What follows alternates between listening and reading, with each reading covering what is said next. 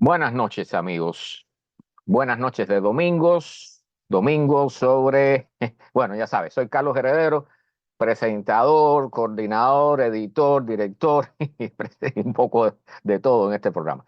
Entonces, después del pequeño bache que tuvimos en la presentación, vamos a dar comienzo a la transmisión de hoy, que como siempre, bueno, los domingos siempre digo que son unas tardes aburridas, pues vamos a dedicarlas a algo inteligente e interesante. Y sobre todo, importante. Vamos a hablar, como siempre, sobre el cambio climático, la crisis climática, el calentamiento global, la emergencia climática o como quieran llamarle. Entonces, vamos a darle la bienvenida a todos los que están por acá. Tenemos un montón de gente hoy, increíble. Qué bueno. Luis Botero, buenas noches. Zoraida, buenas noches, como siempre. Alex, bienvenido. Gilar, Alberto, Orestes Torres, bienvenidos todos. Buenas noches. Hay alguien más por ahí, pero no puedo verlo todavía. Facebook me está haciendo sus cosas. A veces no me dejan ni verlas, o sea, los comentarios que me ponen en la charla, o sea, los puedo ver si reproduzco el video, pero tengo que ir viendo el video completo para poder ver todos los comentarios, cosa que es imposible. Entonces, no me está dejando incluso, o sea, no me dice, comentaron en tu video, ni siquiera me da notificación de eso. Así que vamos a ver cómo yo soluciono ese problema. Pero bueno, aquí puedo verlo en vivo, sí puedo verlo. Entonces, Alejandro, bienvenido. Buenas noches. Dame. Vamos a comenzar rápido porque tenemos, como siempre, noticias interesantes e importantes sobre este tema. Vamos a comenzar suave, como siempre, pero vamos a terminar calentito. Calentito, como siempre también. Entonces, déjenme abrir la página porque realmente aquí tengo tantas cosas abiertas ya en esta computadora que a veces es difícil hasta encontrar donde tengo las cosas abiertas. Bien. Aquí estamos, aquí está. Bien, vamos a quitar el sonido porque de todas formas va a salir. Bueno, vamos a comenzar con algo que vamos a decir que está feo, pero por lo menos se está haciendo algo. ¿Sí? Esto, o sea, cosas que uno no se espera con los extremos climáticos que hay actualmente.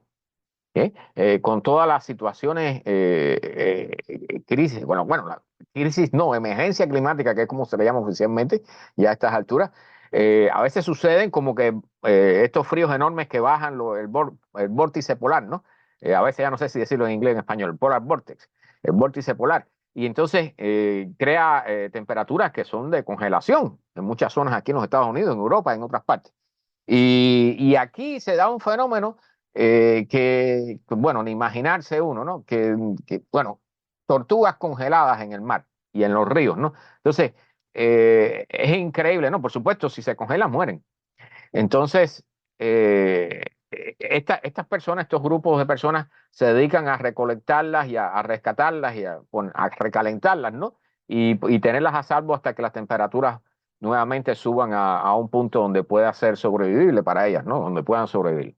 Pero, o sea, esto lo traigo como una muestra de cuántas cosas están sucediendo en el mundo que nosotros no nos enteramos producto de este fenómeno. Entonces, realmente hay muchísimas cosas. O sea, es toda una cadena de eventos, cosas que suceden a la misma vez y que nosotros no nos enteramos porque o no son recogidas por la prensa o a veces no salen ni siquiera en las redes sociales.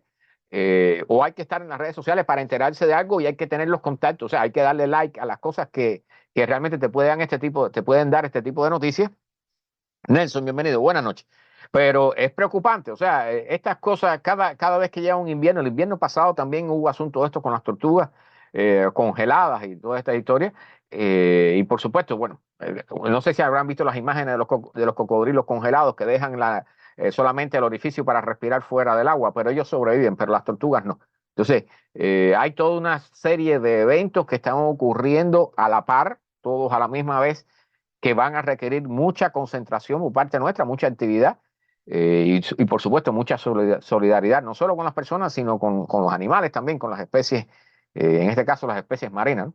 Pero miren qué cantidad de tortugas ellos han recogido que han salvado, ¿no? O sea, algunas mueren porque ya están demasiado congeladas, pero realmente es triste ver eso, ¿no? Y por lo menos se ve, hay un poco de esperanza por parte de las personas que están actuando con respecto a este tipo de problemas. Bueno, vamos a ir entrando entonces. Un estudio publicado en el sitio web Axios que dice, bueno, algo que no debe ser noticia para nadie. O sea, que las grandes compañías de petróleo están fallando en cumplir los acuerdos de París, los acuerdos climáticos del Acuerdo de París, valga la redundancia. Entonces, del Pozo, hermano, buenas noches, desde Cuba. Buenas noches. Entonces, esto era algo de esperarse, ¿no? O sea, realmente muy importante aquí. O sea, cuando les hacen entrevistas en la televisión a los representantes, a los voceros, todas esas personas que salen a decir cosas muy lindas, ellos están de acuerdo, entienden el calentamiento global, el cambio climático, vamos a tomar medidas por respecto a eso y vamos a poner paneles solares en todos los pozos petrolíferos y todo eso. Pero detrás de todo eso hay una negación y una tendencia continua a seguir aumentando la producción de no solo de los gases de efecto invernadero que son consecuencias, sino a la producción del petróleo y del gas y también hasta cierto punto del carbón que todas estas compañías extraen, ¿no? Y entonces, las cosas que se escuchan decir en estas reuniones, que esta creo que fue en Houston, aquí en los Estados Unidos, en lugar de echarse para atrás, lo que están es echando para adelante, o sea, a seguir produciendo y a producir más. Entonces, dicen, hay frases aquí como la de este señor, que es nada más que y nada menos que el CEO, el jefe del Saudi Aramco, que es probablemente la más grande del mundo, ¿no?, en cuanto a producción de petróleo. Nosotros debemos abandonar la fantasía de phasing out, de sacar, de terminar de dejar de usar el petróleo y el gas, y en lugar de eso, invertir más en este tipo de energías. Entonces, realmente, o sea, ¿qué les voy a decir? Ya no es vergonzoso, ¿no? O sea, es un resultado del sistema que tenemos en el mundo, que el dinero puede por encima de todo, incluyendo del futuro de nuestros hijos y de la vida en el planeta.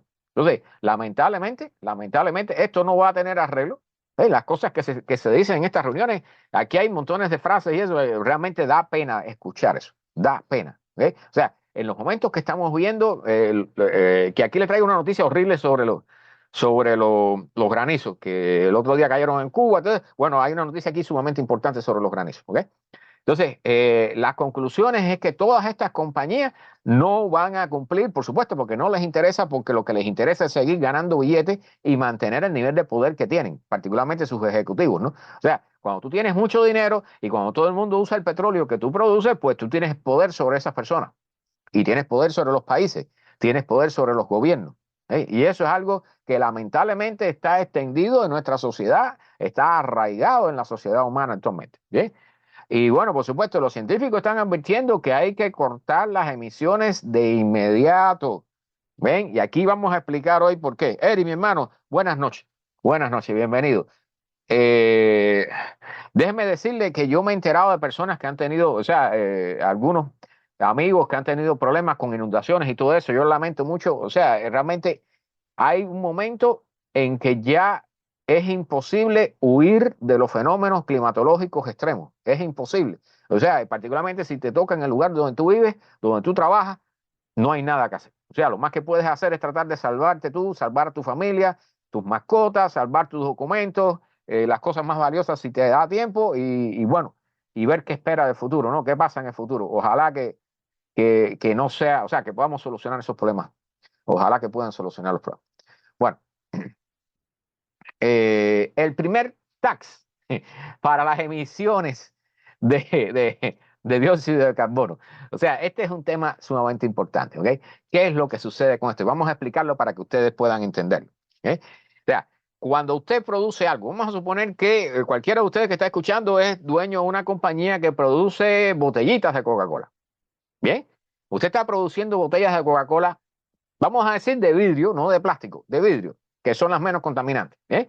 Cuando usted produce botellitas de Coca-Cola, usted usa petróleo para tanto para la industria como para los camiones que van a transportar eso. Usted, el calor que requiere el vidrio para derretirse, eso se genera con petróleo o con gas. ¿Bien? Entonces, todo lo que hay en la producción, todo lo que sale al final, todas esas botellitas de Coca-Cola tienen un precio. Cuando usted se las vende a los que fabrican la Coca-Cola, tienen un precio que usted le pone, pero en ese precio no está incluido el daño que usted le hace al medio ambiente. O sea, cuando usted produce cualquier cosa, usted genera gases de efecto invernadero, usted va a estar dañando no solo la atmósfera, ¿ok? No solo le está contaminando la atmósfera con gases de efecto invernadero, y con dióxido de carbono, y con óxidos nitrosos y todo ese tipo de cosas, hollín, ¿eh? Sino que además eso refuerza, está contribuyendo al cambio climático, al calentamiento global. Y eso daña a la humanidad, incluyendo a usted mismo, que es el dueño de esa compañía que usted la produce. Usted va a sufrir daño por consecuencia de lo que usted está produciendo, ¿bien? Del uso de la energía fósil que tú estás usando para producir algo. Entonces, cuando usted vende ese producto, nunca en ninguno de los productos que se ha vendido en la humanidad está incluido el costo climático de su producción. No está incluido el costo de la contaminación. Y el ejemplo perfecto de esto son los plásticos. O sea, aquí hemos hablado, y en los programas que hago los miércoles también, de cuán contaminados y envenenados estamos con plásticos y con sustancias químicas. Y ninguna de esas industrias paga por eso. ¿Bien? Y nosotros se los permitimos también, porque yo sé, Alex, yo sé, bueno, los gobiernos saben, sí, pero es que nosotros también lo sabemos, todo el mundo lo sabe, y seguimos en el mecanismo allí envenenándonos, envenenándonos, envenenándonos, y no cobramos, no ponemos un precio a las compañías que envenenan el medio ambiente.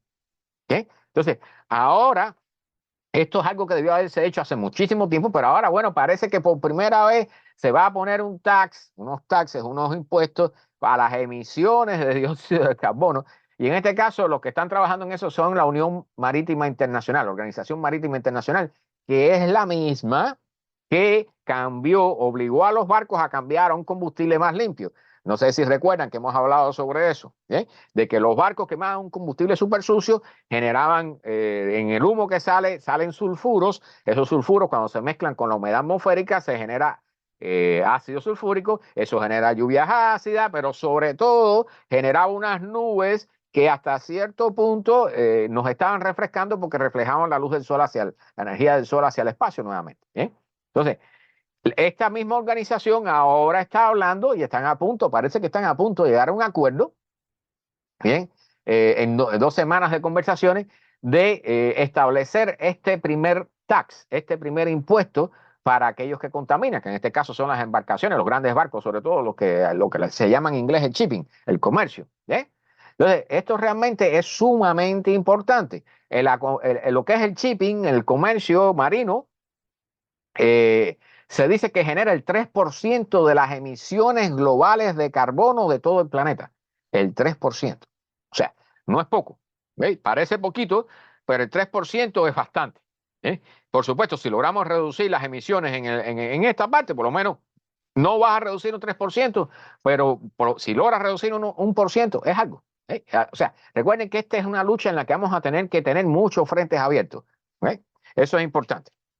Esos taxes, importante, Alejandro, me haces una buena pregunta. Si esos taxes van a pasar al consumidor, estos taxes van a pasar a generar energías limpias. O sea, estas embarcaciones, esto se ha dicho muchas veces, en este caso específico de los barcos, ¿eh?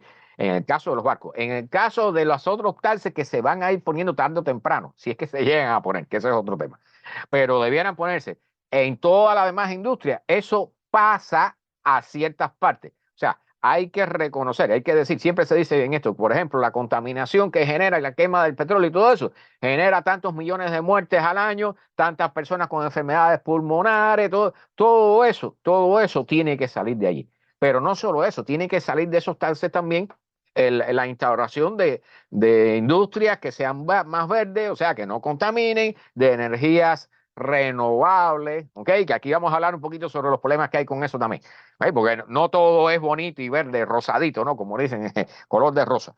En este caso, lo que está diciendo esta organización es que planean usarlo para hacer más limpios el comercio internacional, o sea, particularmente la flota mercante, ¿ok? Entonces, incluso aquí lo que están diciendo es reducir las emisiones de los barcos mercantes por un 30% para el 2030, un 70% para el 2040 y llegar a net zero, que esto es algo totalmente hipotético todavía, net zero, o sea, no emitir carbono para el 2050, para la mitad de la centuria, ¿eh? O sea, dentro de 25 años. Yo tengo mis dudas al respecto, pero bueno, vamos a suponer que ojalá que lleguen a hacerlo. Bien, y aquí lo dice clarito. Las ganancias generadas se van a usar para fundar, ¿cómo se dice? Financiar es la palabra, una transición equitativa. ¿Ok? O sea, ellos realmente, los barcos van a tener que terminar siendo o de velas o una mezcla de velas y eléctricos y esas cosas. ¿Ok? O sea, aquí hay un poco de todo. Este es un tema sumamente complicado, como en todo este problema. ¿Ok? No esperen que esto vaya a cumplirse. Yo no espero que esto vaya a cumplirse, aunque debiera, ojalá. Eso nos aliviaría una parte del problema. ¿Bien? Pero sí es válida, Alejandro, o sea, el tema de a dónde van a ir las ganancias y qué se va a hacer con ellas, eso es importante porque cuando tú vayas a comprar plásticos a partir de ahora, el precio va a ser más alto en algún momento. Cuando tú vayas a comprar en la bomba, y esto es importante y lo repito muchas veces, cuando tú compras gasolina en la bomba o petróleo diésel, ¿okay? El costo que tú ves allí no es el costo real que tú estás pagando. ¿Eh? O sea, si tú ves 3.50 o 3.05 o $3 en la bomba, en realidad al final del año, cuando tú pagas taxes, una parte de esos taxes va como regalo, subsidios a las compañías petroleras. ¿Ok? O sea, no pienses que el precio que tú ves en la bomba es tan bonito así, ese es el precio que tú pagas. Parte de tus taxes van como regalo a las compañías petroleras para que sigan extrayendo petróleo y fabricando gasolina. Entonces, tú no pagas $3, tú pagas más. Lo que pasa es que tú no lo ves. ¿Ok? Bien. ¿Por qué está subiendo la demanda eléctrica, la demanda de energía en los Estados Unidos? Y esto está pasando en otras partes del mundo también, pero particularmente en este artículo está enfocado aquí en los Estados Unidos. Hay un problema serio con la demanda eléctrica. Bien, y eso era de esperarse. ¿Ok? Los taxes, Alejandro repite la pregunta, a ver, estas ganancias le pagaremos en el precio, sí, va a estar incluido en el precio de los productos, todos los productos van a subir, no, ya están subiendo de precio, por muchas causas. Una es, por ejemplo, que cuando la agricultura está siendo golpeada por una sequía, va a haber menos productos, va a costar más producirlo, va a costar más el precio al consumidor. ¿Eh? O sea, todo, y no te extraño, o sea, al final toda la carga va a ir sobre el consumidor hasta el momento en que el consumidor no aguante más. ¿Eh? Esa es la teoría económica, ¿no? Entonces, vaya, un poco humorísticamente hablando, pero realmente es así. ¿Eh? Entonces, lamentablemente, el precio, y eso se ha hecho un análisis, o sea, eso sería un tema para tocarlo en un programa de esto. Es delicado, hay que darle la vuelta, los gobiernos están analizando eso, cómo reflejar los costos que va a haber por la transición energética y por las multas estas, los taxes que se le van a poner a las compañías que producen combustibles fósiles y las que los usan. Todo eso va a llevar unos taxes que al final una parte tiene que ir a la población de menores ingresos. ¿Okay? Eso hay un análisis ahí, una tabla y una serie de cosas. Los ricos van a pagar más taxes, los pobres van a recibir ayuda. ¿Okay? Y en el medio, bueno, la clase media que está prácticamente ausente ahorita de este país y de muchas partes del mundo.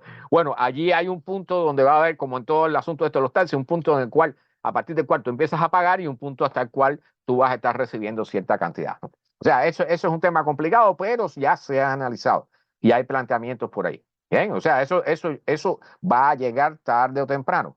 Sí, no colapsamos primero la civilización. Bien, bueno. El problema es que la demanda eléctrica está aumentando. Por supuesto, si tenemos automóviles eléctricos, va a aumentar la demanda eléctrica. En la medida que más automóviles eléctricos haya, va a haber más demanda eléctrica. ¿Bien? Pero además de eso, o sea, tenemos que electrificar todo. Los barcos, los aviones. Recuerden que hay aviones que se están fabricando y se están probando para transportar personas, no para transportar 100 personas, sino para transportar 20, 30, 10 y cosas por el estilo. Pero sí, ya hay aviones eléctricos y hay compañías que están comenzando a fabricar aviones eléctricos, ¿ok? De batería. Nelson, bienvenido. Buenas noches.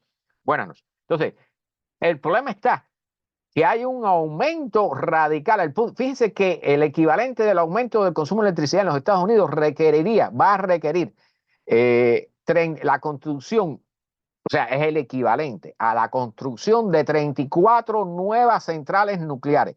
34. Eso es una barbaridad. ¿Okay? 38 gigawatts en los próximos 5 años. ¿Y de dónde viene ese aumento particularmente? No viene de los automóviles eléctricos, no viene de los barcos eléctricos, no de los aviones eléctricos. Viene de los centros de computación, de los centros de data, los grandes servidores que tienen salones enteros que requieren no solo cantidad de electricidad para que funcionen esas computadoras, sino mucho aire acondicionado. Y también, por supuesto, lo que es la fabricación y la electrificación de edificios y vehículos. Pero lo más importante, o sea, lo que menos se piensan las personas, y aquí el gobierno va a tener que entrar tarde o temprano a tomar cartas en el asunto. Las famosas criptomonedas. ¿Cómo se multiplica? ¿Cómo tú ganas dinero en criptomonedas? Haciendo operaciones con computadoras. Entonces hay personas que tienen su casa llena de computadoras o contratan un almacén y lo llenan de computadoras y se ponen a hacer procesamiento para ganar criptomonedas. ¿Okay?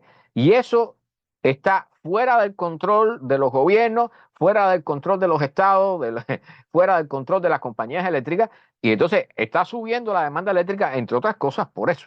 Porque hay personas que en su casa o en algún local por allí tienen un montón de computadoras trabajando todo el tiempo para hacer un poquito de billete. Importante eso, por ahí viene la cosa.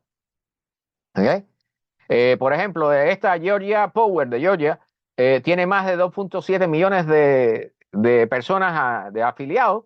Dijo a los reguladores en 2022 que va a necesitar, en el 2022, dijo que iba a necesitar el equivalente de una planta de producción de electricidad de medio nivel, ¿ok? Para el resto de la década. Pero el año pasado, o sea, un año después de eso, en el 2023, dijo que en realidad necesitaría 17 veces más electricidad, el equivalente de 4 reactores nucleares. Entonces, sobre todo para alimentar data centers y fabricación de cosas. O sea, los centros de data, esto es un tema crítico. ¿Ve? En algún momento, si no queremos que se nos vaya la demanda por el techo, porque cuando comiencen a entrar suficientes automóviles eléctricos y suficientes compañías produciendo a partir de electricidad, entonces la parte de las criptomonedas esas, miren, va a ver que van a tener que eliminarlas o ponerles un freno. Porque está realmente, y aquí lo hablan, las criptocurrencias y también la agricultura del cannabis, que está comenzando a desarrollarse porque está comenzando a hacerse legal. Entonces, eso requiere luces muy potentes y toda esa historia que ustedes saben, eso también está incrementando el consumo de electricidad. O sea, como dijimos al inicio, hay una mezcla de muchas cosas aquí trabajando que están comenzando a intensificar el consumo de electricidad y no hemos llegado al verano aquí en los Estados Unidos, ¿okay? Que allí entonces se va a poner la cosa buena. Entonces, no les extrañe, si las cosas siguen por este camino, en algún momento vamos a tener apagones programados en los Estados Unidos, para que no les extrañe cuando les toque. O sea, esto, bueno, ¿qué les voy a decir? Pues, o sea, no se sorprendan si nos toca. En Texas, la minería de data, que particularmente en el Bitcoin y otras criptocurrencias, ha aumentado tanto en Texas la minería del Bitcoin y otras criptocurrencias que están equivaliendo, el aumento del consumo eléctrico equivale a 41 nuevos reactores nucleares. ¿Ok? Solamente para alimentar el consumo de las criptocurrencias. Así que ya pueden tener una idea de cómo está la cosa. En Virginia, también dicen que en Virginia Dominion Energy ha amenazado con cancelar los contratos con los data centers porque la demanda es demasiado alta y no les da para producir toda esa electricidad. Esto está ocurriendo en todas partes de Estados Unidos. Bien, entonces esto tarde o temprano, aquí hay un montón de ejemplos más, pero no los voy a mencionar todos, pero tarde o temprano nos va a golpear. Si no se toman medidas con eso a nivel de Estado y de gobierno. Jorge, bienvenido, buenas noches. nos va a golpear en algún momento un apagón porque no hay suficiente generación para toda la energía que se está consumiendo. Y esperen que llegue el verano. Esperen que viene este verano. ¿Eh? Bueno, países africanos que están con temperaturas altas sin precedentes. Esto es muy breve lo que llaman el Cuerno de África, en la parte este de África. Bien, están hablando ahí de temperaturas de hasta 42 grados, cuando normalmente en esta época del año son 35 grados Celsius. ¿Ok? Vean la diferencia. 42 ya es algo que puede llevar a la muerte a cualquiera.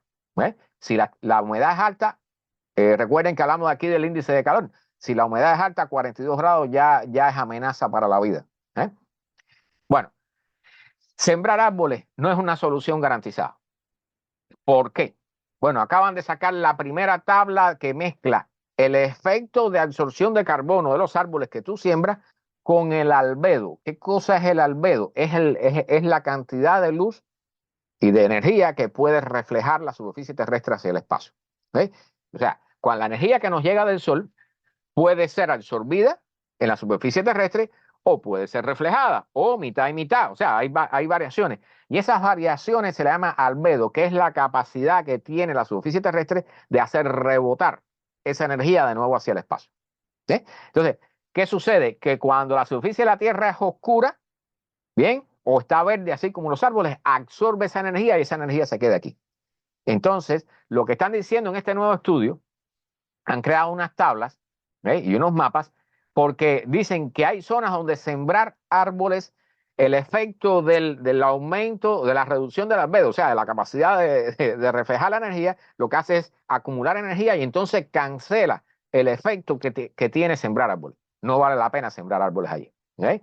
Entonces, lo que están diciendo, hay otras zonas que sí, donde sembrar árboles, particularmente en zonas más frías, más hacia el norte, donde sembrar árboles que sí puede realmente ayudar no solo a acumular carbono en sus troncos, sino a reflejar la energía hacia el espacio. ¿Okay? O sea, esto es sumamente importante porque las personas, hay proyectos por ahí que dicen, vamos a sembrar árboles porque va a resolver el problema. No, sembrar árboles no resuelve el problema. Recuerden que hablamos en otros programas de que sembrar árboles en las formas eficientes que nosotros tendemos a hacerlo no resuelve el problema, lo pone peor porque acaba con la biodiversidad en la zona. O sea, los bosques no funcionan eficientemente bajo el término de eficiencia que nosotros le imponemos a la naturaleza. ¿Bien?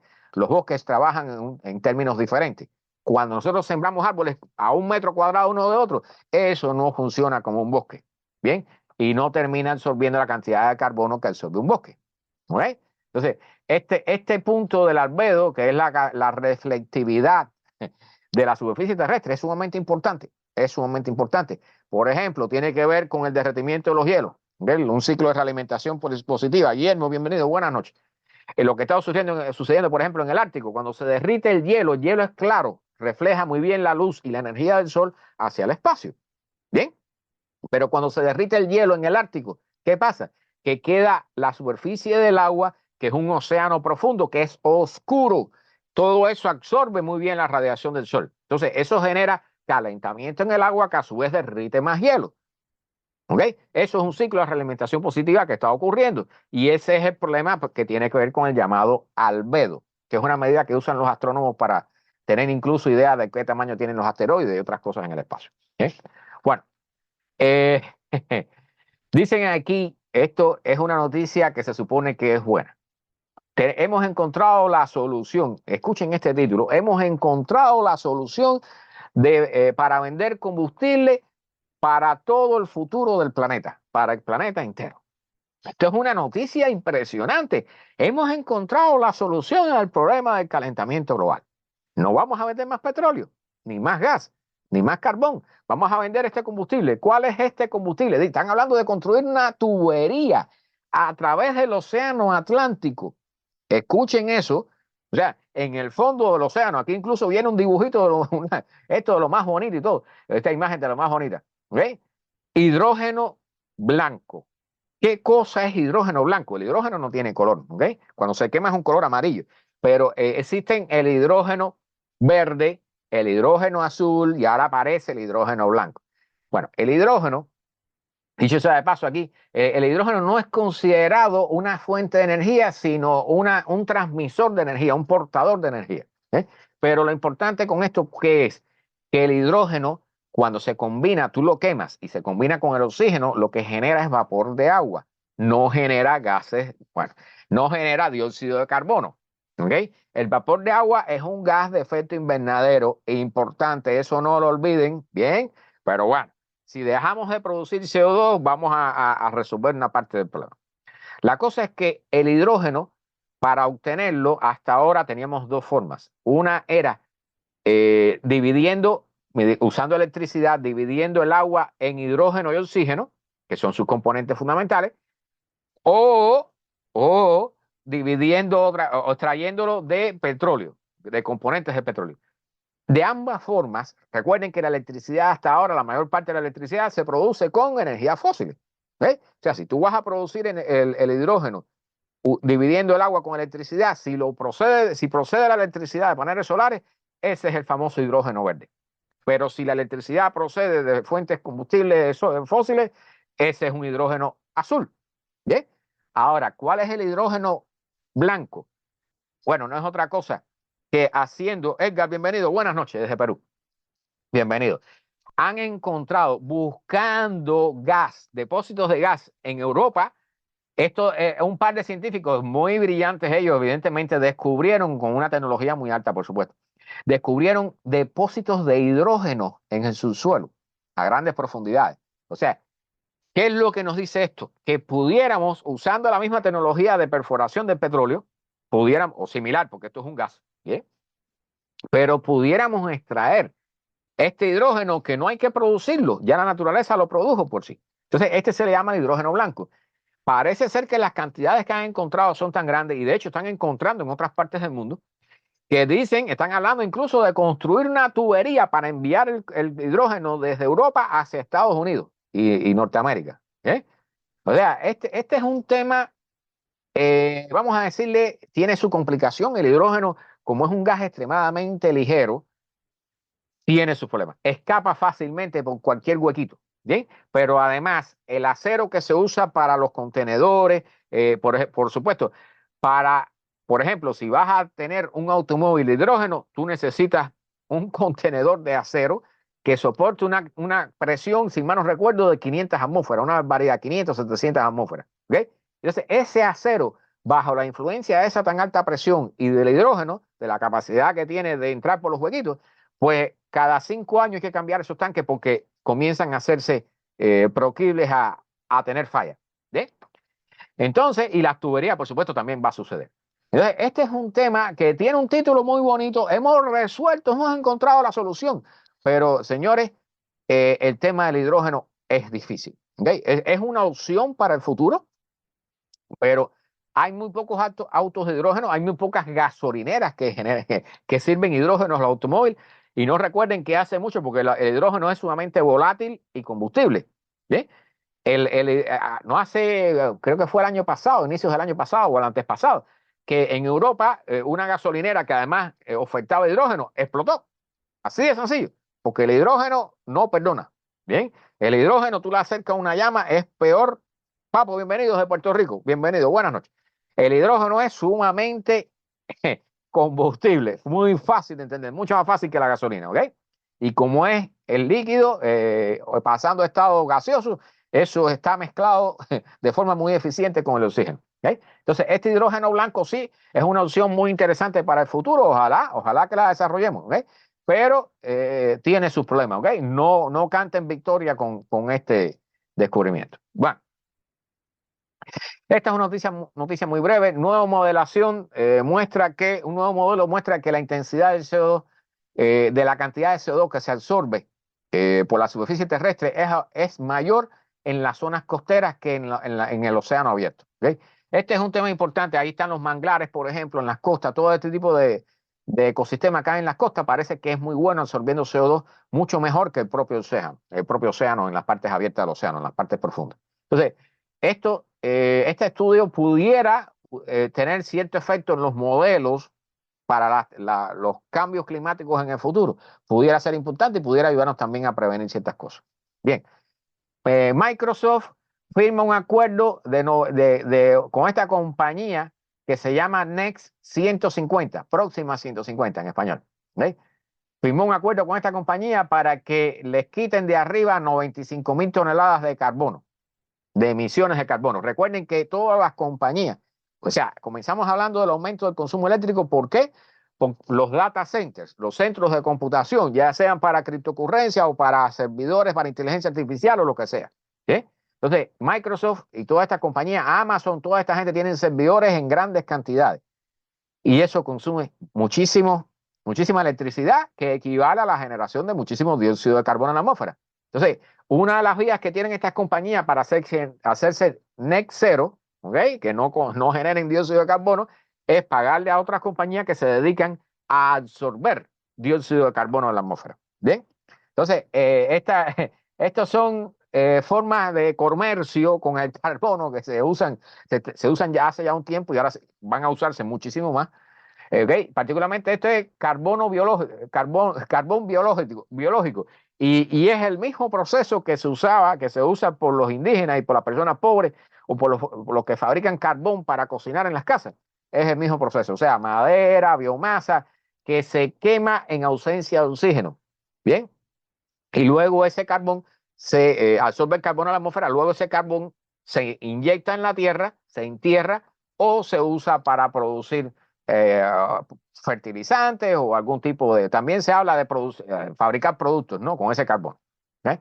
Entonces, esto, bueno, es parte de lo que viene. Recuerden que no va a ser suficiente. La cantidad de carbono que hemos inyectado en la atmósfera es tan grande que no es suficiente con que detengamos la generación de dióxido de carbono.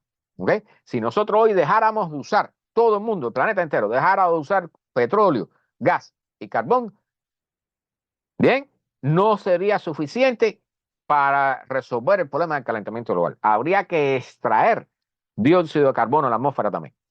Bien. Y esta es la parte sobre las energías renovables que comienza a ponerse la cosa difícil. Miren esta noticia. Esto que ven aquí son paneles solares, un campo de paneles solares que es para generar energía eléctrica a partir del sol. Fuentes renovables. Tienen un problema. Son débiles a las tormentas de granizo. ¿Ok? Aquí hubo una gran granizada, esto fue en Texas, creo, y resulta que, bueno, miren cómo quedaron los paneles, parecen llenos de que le han caído a tiros, ¿no? Están llenos de huecos, todos los paneles han quedado destruidos, todos. ¿Okay? Y esta es una pregunta muy interesante, o sea, ¿hasta qué punto nosotros vamos a poder resolver el problema? Porque las granizadas están abundando y están creciendo en número, están creciendo en fuerza, y aquí tengo una noticia al final sobre los granizos que está horrible. ¿Sí? Este es el granizo que está cayendo ahora. Recuerden lo que cayó en Cuba, la tormenta de granizo que ha caído en Cuba, no sé, en muchos lados. Bueno, donde quiera que usted tenga paneles solares van a estar expuestos a los granizos. Bien, esto es un desastre mayúsculo. Y por supuesto ellos dicen, bueno, no hay problema porque tenemos seguro y el seguro cubre los daños por granizo. Ok, pero hay otro problema que preocupa a la gente que vive aquí en las cercanías de estos paneles solares, ¿ok? Que es, algunos de estos paneles están fabricados, algunos son fabricados con silicio, ¿ok? Pero hay otros que no, que están fabricados con cadmium telurio. Telurio, espero que sea así como se dice en español, telurio de cadmio. ¿Ok? Y esto es una sustancia que es altamente contaminante. Y la preocupación de los que vivían en esta zona es que pudiera liquear, o sea, que pudiera haber un salidero de estas sustancias a la tierra e incorporarse al agua subterránea, que es el agua que ellos usan para bañarse, para cocinar, para tomar y todo eso. Bien, fíjense cómo se complican las cosas. Entonces, en este caso dicen los que están diciendo los voceros de la compañía de estos paneles solares que estos no contaban con cambio, que no eran paneles de cambio, pero además lo más importante, dice que el telurio de cambio no se disuelve en agua. ¿Okay? O sea, aunque llegue allá abajo, no se disuelve en agua. No sé. Ya hemos visto tanta contaminación con tantas cosas en el agua que ya yo no las tengo todas conmigo. ¿Sí? Pero el mensaje aquí, ¿cuál es? Que las opciones que tenemos para producir energías limpias comienzan a fallar bajo los efectos del clima extremo generado por el calentamiento global. Bien, O sea, nos está golpeando y nos va a golpear incluso en los cambios que necesitamos hacer. Fíjense cómo va la cosa, hacia dónde vamos apuntando. ¿Okay? Bueno, hablé algo de esto un poquito la semana pasada. Mapas que, hay varios ya, mapas que muestran las casas que van a desaparecer bajo el agua en la medida que el nivel del mar vaya subiendo y ciertas ciudades se están hundiendo también. ¿Okay? El terreno de las ciudades también se está hundiendo. Y aquí lo traigo porque en este menciona específicamente, menciona algunos lugares específicos y este estudio está, este mapa está dedicado para lo que va a suceder desde ahora hasta dentro de 25 años, o sea, hasta el 2050. ¿Okay? Pues vamos a hablar. El caso de Miami. Miami es una de las localizaciones que tiene los mayores riesgos. Eso es sabido con respecto a la subida del nivel del mar. ¿Ok?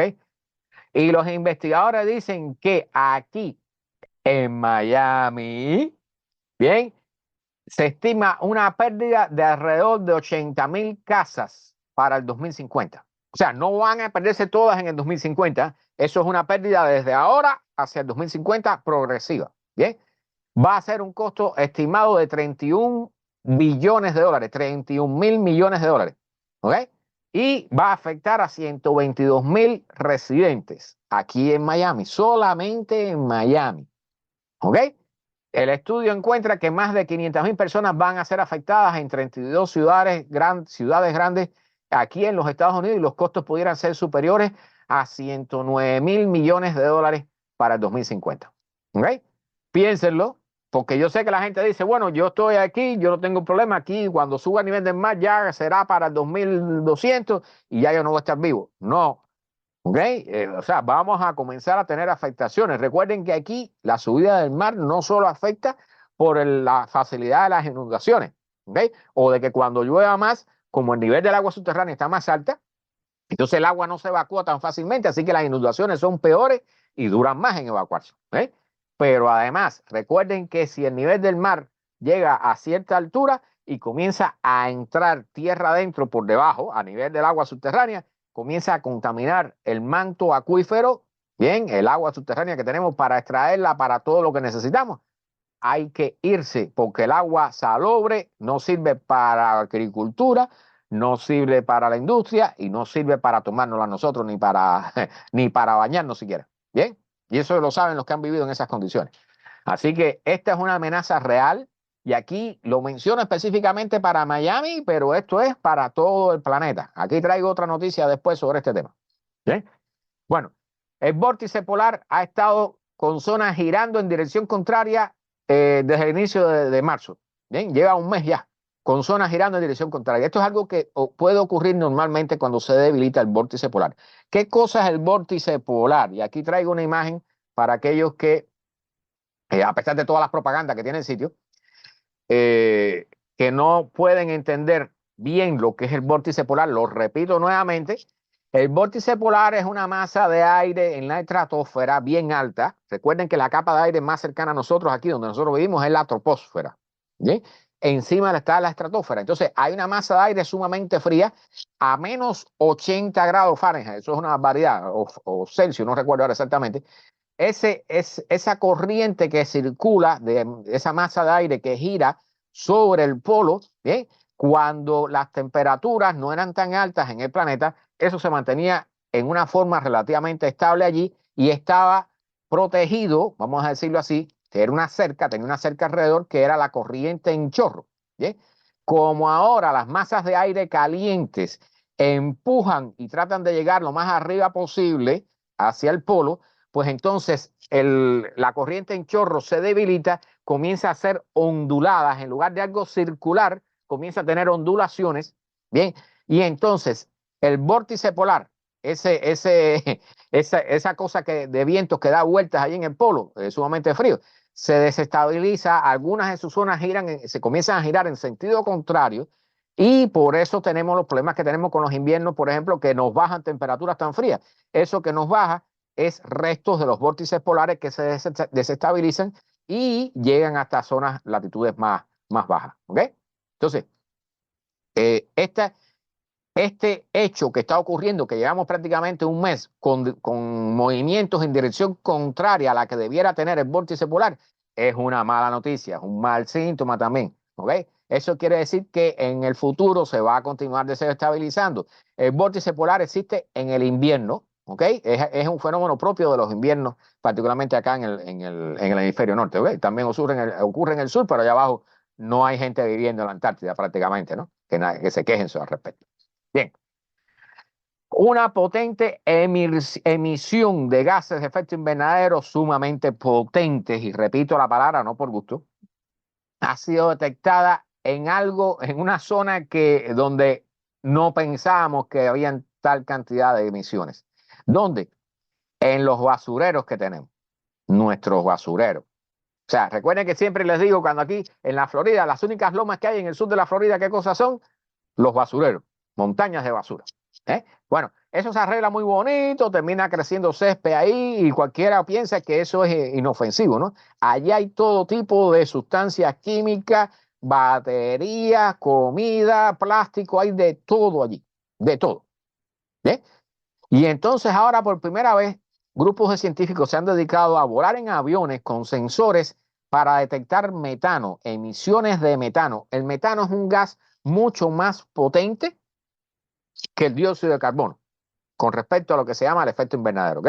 O sea, el metano es más de 80 veces más potente que el dióxido de carbono para guardar calor aquí en la Tierra.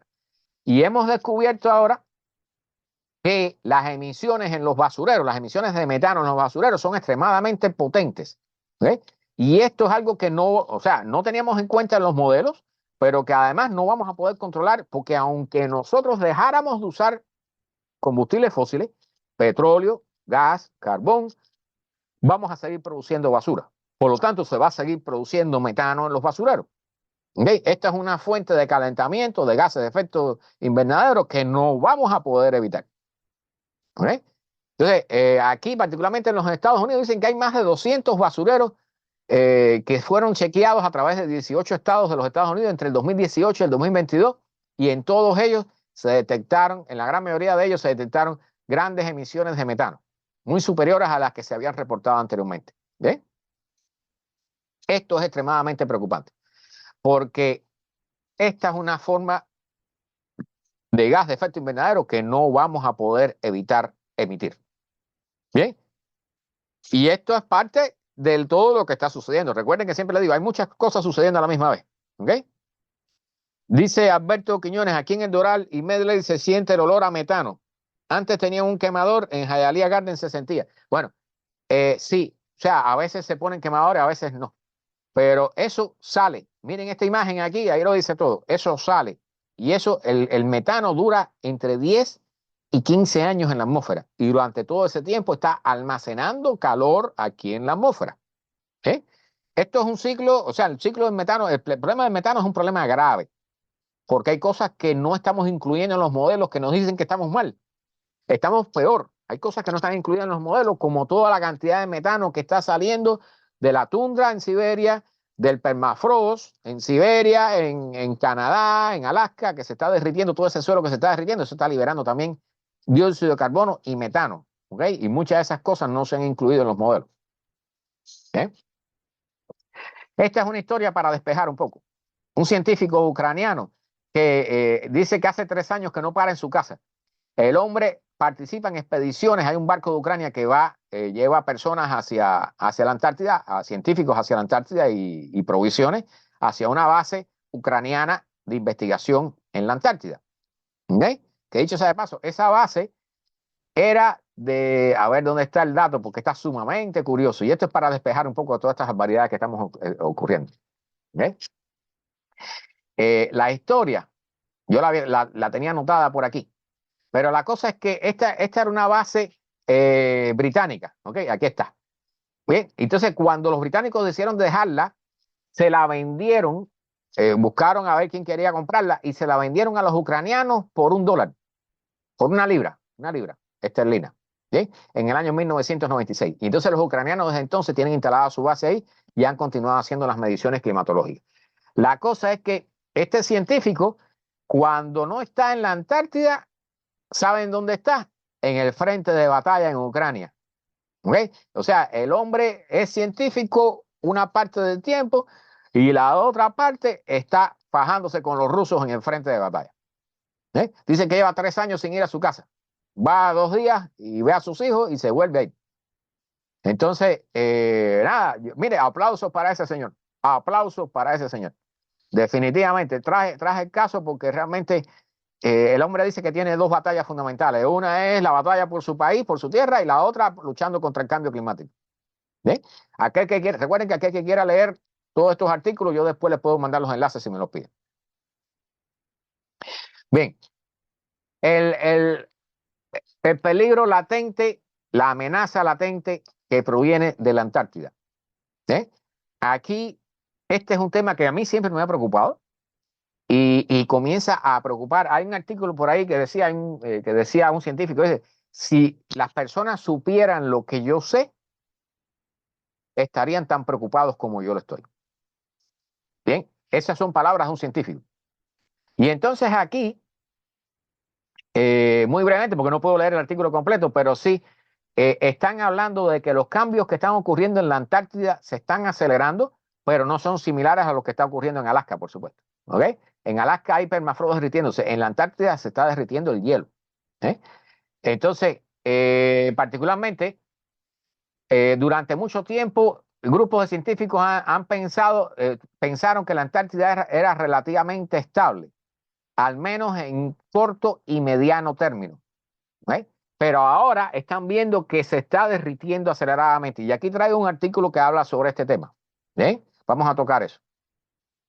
Ahora, otro tema caliente, porque hemos mencionado aquí muchísimas veces que una de las consecuencias del calentamiento global, ¿cuál es? Que va a haber sequías, menos agua, menos nieve para alimentar los ríos, ¿verdad?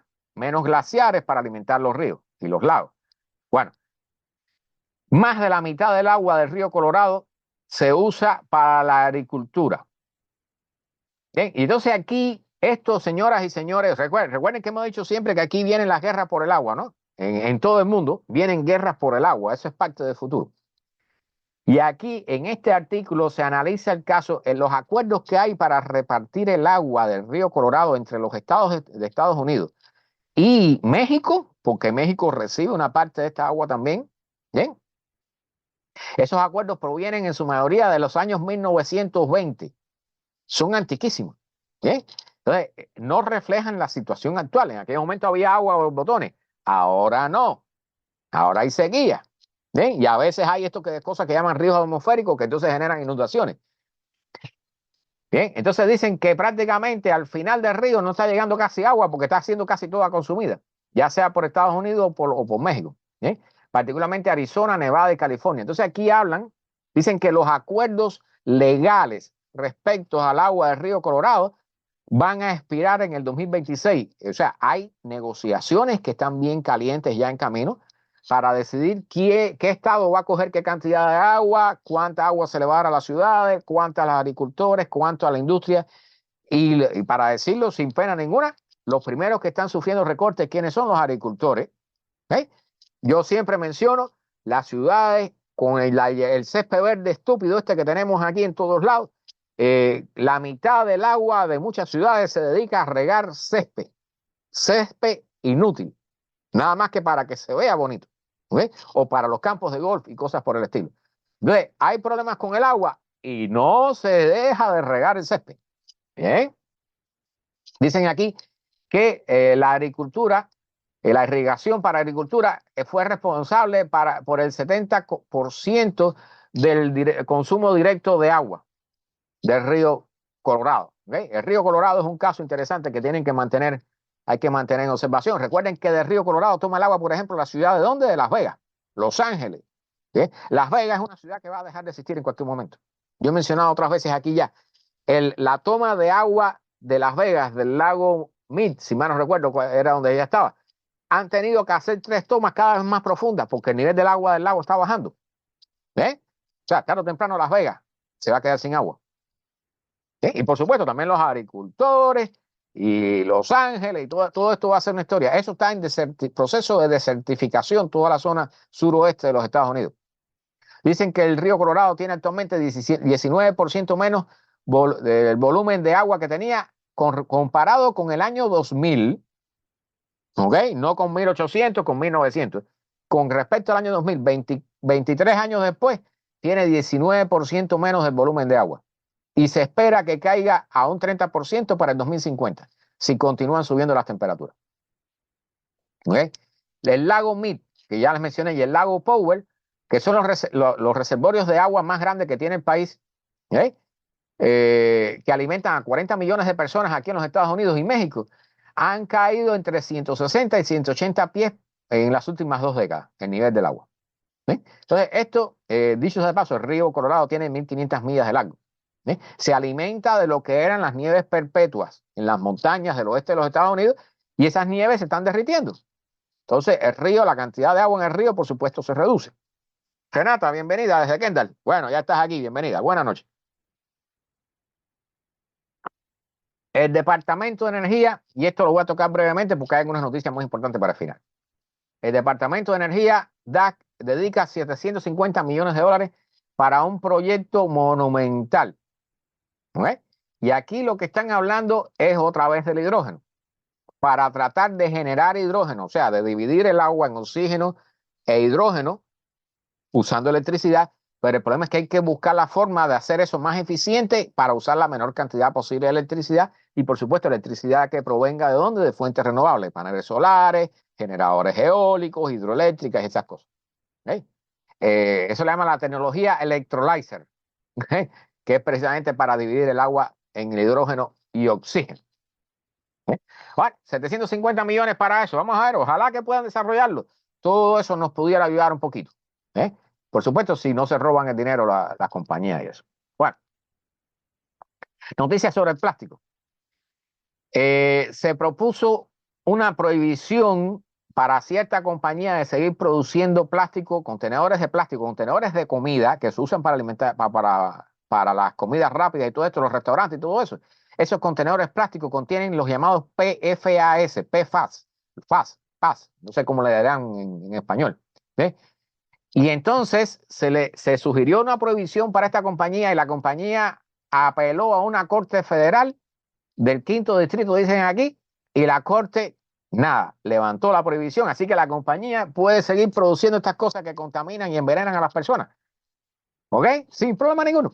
Sin problema ninguno. Dicen que el problema es que la EPA, la Agencia de Protección Medioambiental, que se basó, la ley en que se basó la EPA para hacer la reclamación y prohibir esto y pedir la prohibición de esta producción de contenedores plásticos, dicen que había una diferencia entre el momento que la industria comenzó y el momento actual donde se está pidiendo la prohibición.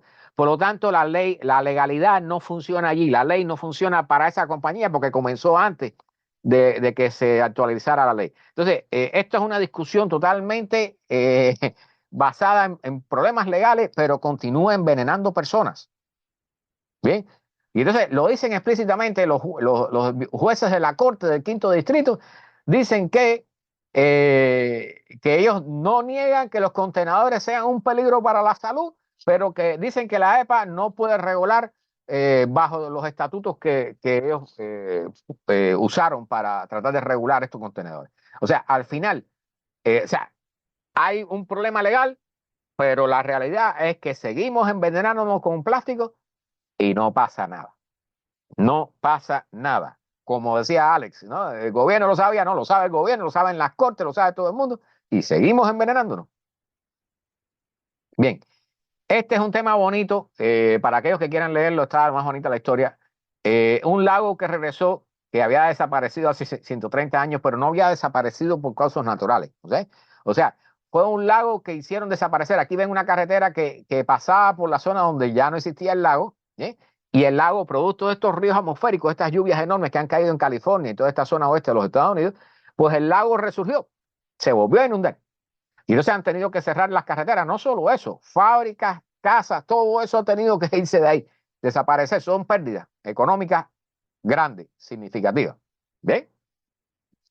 Este lago, el lago Tulare, que era conocido como Pahachi por los indígenas. ¿Okay? El problema es que los indios fueron expulsados de esta zona. ¿Y cómo fueron? Por los colonizadores. Secaron el lago, drenaron el lago para expulsar a los indígenas y tomar las tierras para cultivo y para vivienda. ¿Okay? Entonces, en esa zona, allí se establecieron pueblos, industrias y todo tipo de cosas, y ahora la tierra reclamó eso, mejor dicho, el agua. Se volvió a inundar todo eso, o sea, las pérdidas han sido enormes, pérdidas materiales de todo tipo, pero los indígenas dicen que han venido a hacer los ritos que ellos hacían antes, los han rescatado y los están haciendo en los bordes del lago nuevamente. ¿Sí? Dice que la tierra reclama nuevamente lo que era de ella, que dicen ellos. ¿Sí? Entonces dicen que actualmente el lago Tulare es del mismo tamaño que el lago Tajú, 22 millas de largo por 12 millas de ancho. O sea, es una barbaridad. O sea, lo secaron, repito, para sacar de allí y matar de hambre y sed a los indígenas en 1800 y pico. ¿Ves? Estos indígenas, Tachi Yokut, se llaman, es el tipo de estos indígenas. ¿Eh? Así que esta es una historia, vamos a decir, muy curiosa, ¿no? O sea, lo sacaron, pero ahora pueden regresar porque la naturaleza tomó de nuevo lo que era de ellos. Bueno, las granjas techadas, o sea, son granjas que están dentro de edificios para producir vegetales. Entonces, una parte de los vegetales que nosotros vemos actualmente, particularmente ciertos tipos de lechugas y cosas por el estilo que requieren de una atmósfera fría para producirse, para crecer, bien, bueno, pues están apareciendo estas granjas que funcionan como un hidropónico, pero que tienen climatización. ¿Ok? Y lo que están diciendo aquí es que entonces estas plantas están usando el mismo tipo de control climático que tienen nuestras casas y nuestras oficinas. O sea, uno de los problemas que tienen estas granjas entonces es que consumen muchísima electricidad, porque tienen aire acondicionado. ¿Ok? Entonces, por supuesto, los granjeros dicen que es una gran ventaja porque consumen menos agua, porque son hidropónicas y producen grandes cantidades de vegetales que de otra forma no pudieran producirse porque las temperaturas afuera no lo permiten. ¿Sí? Pero el problema es que entonces estas granjas son grandes consumidores de energía. Recuerden las noticias que dimos al inicio de que el consumo de energía había aumentado. Este es parte del problema. ¿Sí? Entonces, aquí viene una paradoja porque con el aumento de las temperaturas, cada vez los vegetales que se produzcan a cielo abierto van a ser menos eficientes, se van a producir en menos cantidades y van a estar más a riesgo de sufrir inundaciones, caída de granizo, sequía o lo que sea que haya allá afuera. ¿Bien? Y entonces dice que están aumentando la fabricación de estos almacenes, estas granjas bajo techo, cerradas totalmente.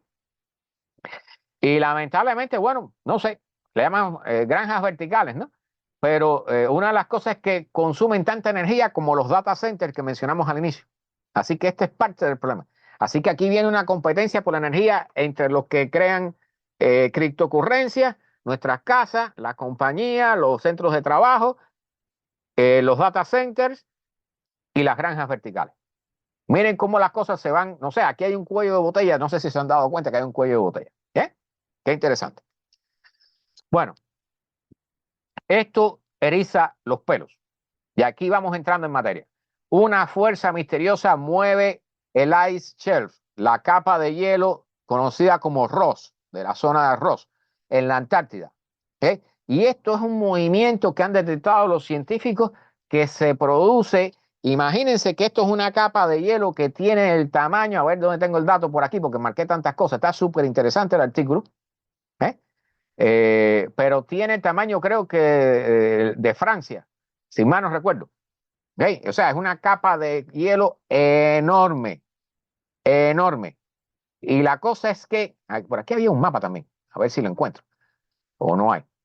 Bueno, lo tengo después. Bueno, aquí está. Esto que está en naranja aquí en la Antártida, ese es el Ross Ice Shelf. ¿Okay? Toda esta capa de hielo que está sobre el mar, eso no está sobre tierra, o sea, esa no va a incrementar el nivel del mar, pero ella actúa como un tapón para que el hielo que está sobre tierra no se acelere y caiga todo hacia el mar. ¿Okay? Y lo que están diciendo estos científicos es que han encontrado partes de este ice shelf, ¿no? De esta concha de hielo, no sé si se traducirá así directamente al español, que se están moviendo de forma rápida unas 3 pulgadas, una o dos veces al día. ¿Ok? Imagínense una capa de hielo que tenga 60 millas de largo, que una o dos veces al día, se mueve rápidamente 3 pulgadas. ¿Ok? Eso, por supuesto, va a contribuir a fracturar el hielo y va a acelerar el movimiento que hay del hielo que está sobre tierra. ¿Ok? Entonces, esto tiene preocupado muchísimos científicos porque cada vez estamos descubriendo más factores que pudieran incrementar o acelerar la subida del nivel del océano mundial. Bien, recuerden que la mayoría de nuestras ciudades, ¿dónde están? En la costa. Los puertos, ¿dónde están? En la costa. Bien, si el nivel del mar sube, la Antártida tiene, no recuerdo bien si tiene entre la capacidad, si se derrite toda, tiene la capacidad de subir el nivel del mar unos 100 metros. Bien, es una barbaridad. Bien, esto no va a suceder en nuestras vidas, no tienen que preocuparse por eso. Lo que nos preocupa es que los glaciares de la zona oeste de la Antártida, incluyendo esta zona llamada Ross, pues se acelere su caída hacia el mar y entonces ahí sí vamos a tener un problema bastante rápido. Dicen que esta capa de hielo colapsó hace unos 120.000 años, por aquí estaba el dato, ahorita lo encuentro, hace unos 120.000 años colapsó y entonces el nivel del mar subió varios metros, ¿ok? Entonces, cuando eso suceda, el hielo que está bajo tierra, o sea, sobre tierra, se va a acelerar en su camino hacia el mar y allí va a comenzar a incrementar el nivel del mar. Bien, seguimos descubriendo cosas interesantes sobre la Antártida. Bien, brevemente, las ciudades de Estados Unidos, de Norteamérica, porque estamos hablando aquí de Norteamérica en total, Canadá también incluido, van a ver un movimiento importante, un cambio importante en las especies de animales y plantas que hay alrededor. Pero particularmente aquí hablan de los animales. ¿Okay? Están hablando, debido a los efectos del cambio climático, los residentes de las ciudades de Estados Unidos y Canadá pudieran encontrar especies de animales muy diferentes para alrededor del año, para allá, para el año 2100. ¿Okay? Entonces aquí se estudiaron el movimiento de 2000 especies de animales, todos esos datos, pero lo más importante, dicen que ciudades frías y húmedas como Omaha en Kansas City, por ejemplo, pudiera recibir nuevas especies, incluyendo también Quebec, Ottawa y Winnipeg, doblando la cantidad de especies que habitan en esa ciudad. O sea, especies que irían subiendo, huyendo al calor que está subiendo, esas especies van a ir moviéndose hacia arriba y comenzarían a entrar en ciudades que normalmente son más frías. ¿Ok? Ciudades calientes con mayores cantidades de lluvia, por ejemplo California, pudieran perder la mayoría de sus especies de animales que viven en los alrededores. ¿Ok? Incluyen Phoenix, Albuquerque. ¿Ok? Y bueno, aquí hablan todo. O sea, aquí lo que están diciendo es que las especies están subiendo en latitud, huyendo al calor. ¿Sí? Y en la medida que haya temperaturas más templadas en zonas más altas, pues van a continuar subiendo, van a ir colonizando territorios hacia arriba y van a ir abandonando las partes más calientes. Bien, no son bobos los animales. Este tema solamente se los voy a tocar por arriba. El problema de la comida, la marca en las comidas, la marca de fecha de vencimiento de las comidas. ¿Ok? Cuando dice best before, o sea, es mejor comerlo antes de tal fecha, esa no es la fecha de vencimiento. ¿Y cuál es el problema con esto? O sea, están hablando ahora de crear una nueva ley que modifique eso, porque no hay una ley federal ni un acuerdo a nivel federal para definir cuándo, para informarle al usuario cuándo una comida no deba consumir. Entonces, la gente ve la fecha que dice, la fecha que hay escrita en todos los alimentos y piensan que ya después de eso va a estar vencida. Eso no es así. ¿Okay? Entonces, ¿qué es lo que aconsejan actualmente? Dicen que el promedio de familia aquí, una familia en los Estados Unidos, bota alrededor de $1,500 al año en comida sin comer por culpa de este problema. Comida que era perfectamente comestible. ¿Bien? Entonces, ¿qué es lo que están aconsejando? ¿Qué es lo que están aconsejando? La idea, bueno, lo que están proponiendo al Congreso aquí es que haya dos fechas en todos los contenedores. Una que diga es el mejor sabor va a conservarse hasta esa fecha y use by, o sea, el límite en el cual realmente tú tengas ya que no puedas usar, no puedas consumir el producto. ¿Ves? O sea, porque la fecha que estamos teniendo hasta ahora actualmente depende de lo que decide el fabricante o depende de lo que decidió no sé quién, Juan de los Palotes, y nadie se pone de acuerdo. No existe una ley que defina cuál es el límite de consumo, de posible consumo de ningún producto. ¿Ok? Entonces, lo que aconsejan aquí es que si el producto huele bien, tiene la misma consistencia de siempre, pruébenlo. Y si está bien, consúmanlo. ¿Ok? O sea, si ustedes ven que el producto tiene mal olor, si ya se nota rancio, si no tiene la misma consistencia, ok, deséchelo.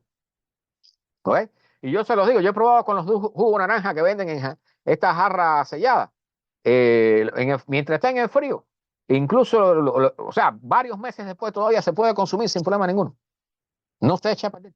¿Por qué? Porque tiene sustancias químicas que están precisamente allí para prevenir que se eche a perder. Y si lo mantienes bien frío, eso no se echa a perder. ¿Okay? Superando la fecha que suponemos nosotros que está en el contenedor, que suponemos nosotros que es la fecha de vencimiento, que en realidad es una fecha que determinó el fabricante que quiso poner allí para evitar cualquier reclamación.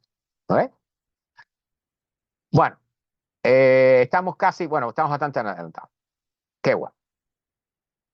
Esto es producto del calentamiento, escuchen esto, el invierno tan débil que ha tenido Canadá este año ha generado problemas, ha mantenido cerrada una carretera durante 2 semanas más hacia unas minas de diamantes que tiene Canadá en el Ártico, que parece, o sea, por lo que veo aquí, Canadá es el tercer exportador mundial de diamantes. Bueno, pues está teniendo problemas, no la producción de diamantes, sino el transporte de diamantes, porque estas carreteras solamente se pueden abrir en invierno, porque pasan por encima de lagos congelados. Entonces, si no hay temperatura de congelación o el hielo no es lo suficientemente grueso, los camiones no pueden pasar.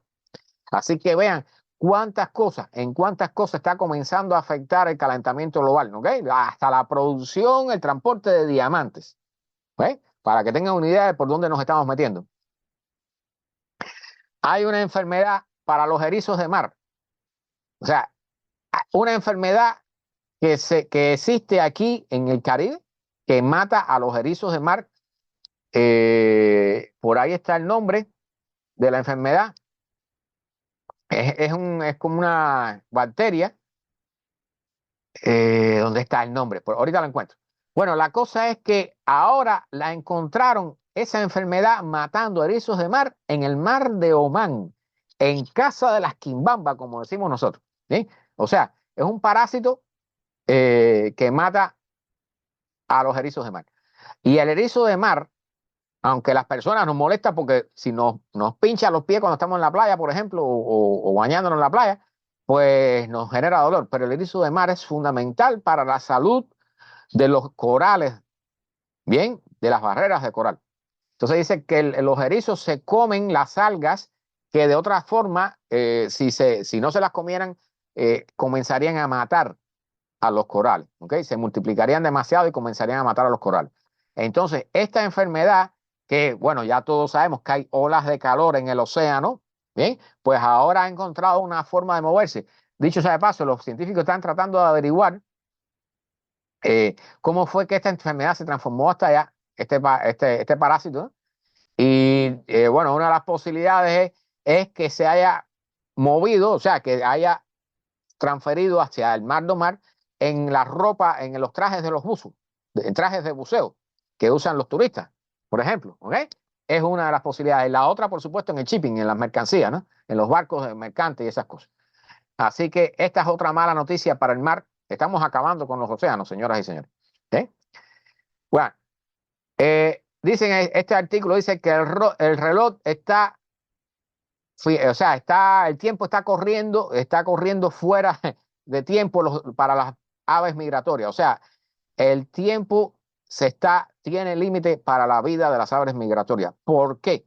Porque como la primavera está llegando antes, Los inviernos son más cortos producto del calentamiento global, ¿bien?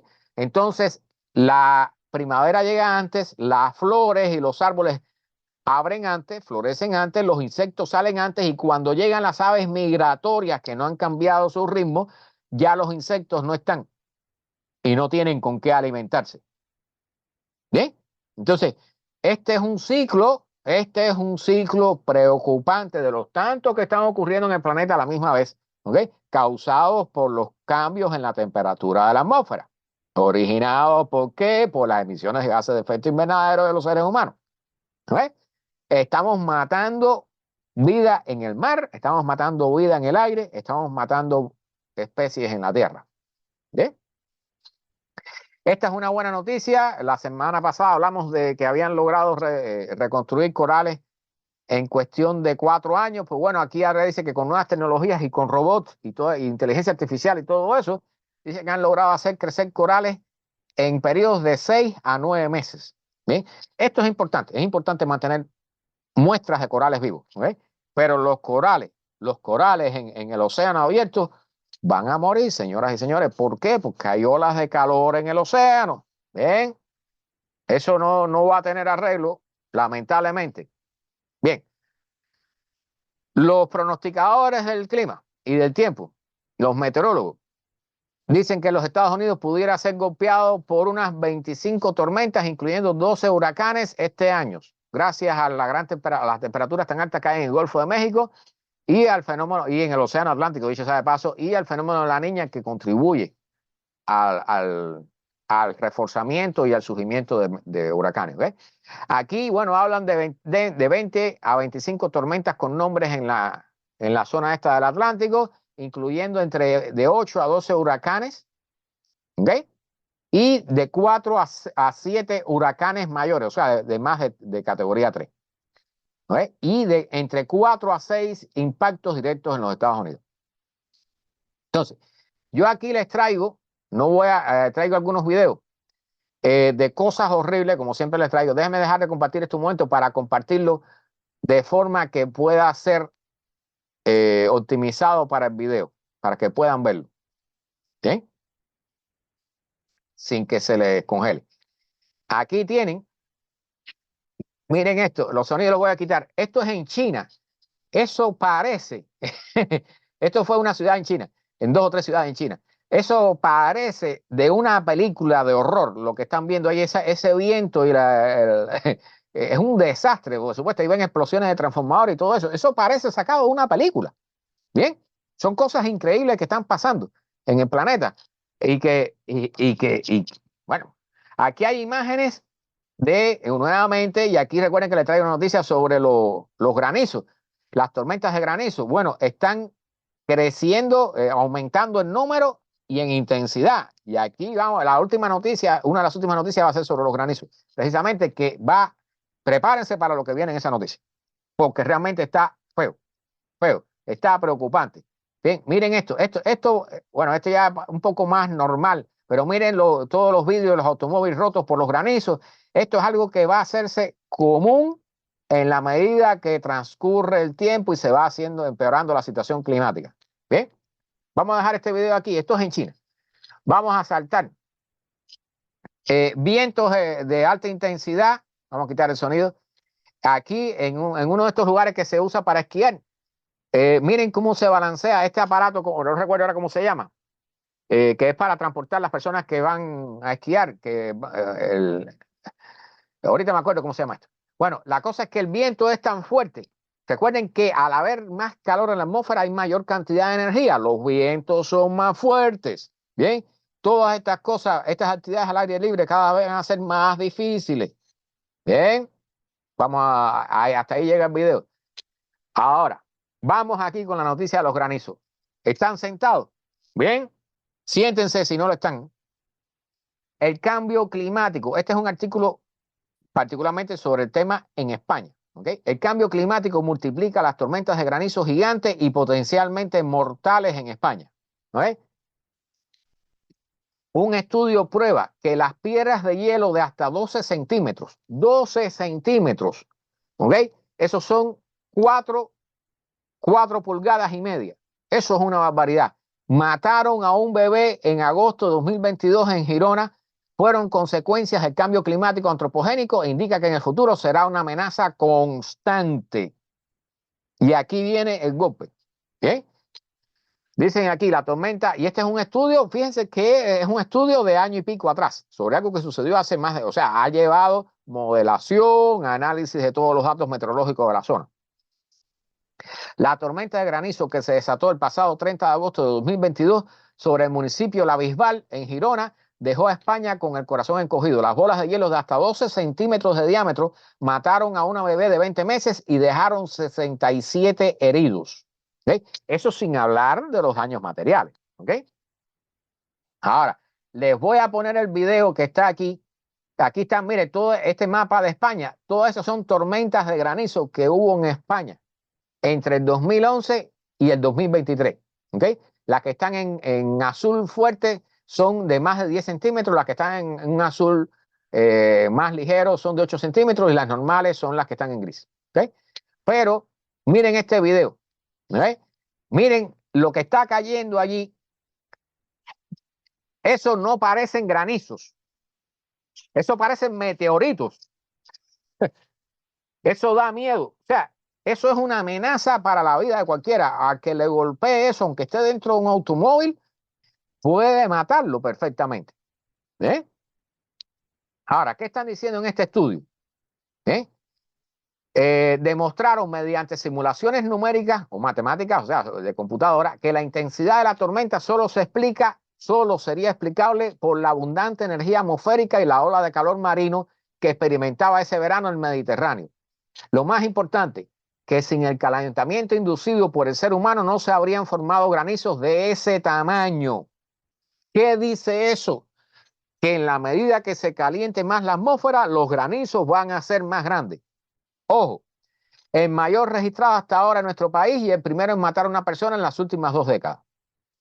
Cuando realizamos la simulación con las que serían unas temperaturas del mar normales para este momento del año, no desaparece la supercélula que se formó sobre Girona, pero no se forma el granizo de tamaño gigante. ¿Okay? Lo que define el tamaño del granizo es la temperatura. Más temperatura, más grande el granizo. La tormenta puede ser la misma, pero el tamaño del granizo está definido por la temperatura en la atmósfera.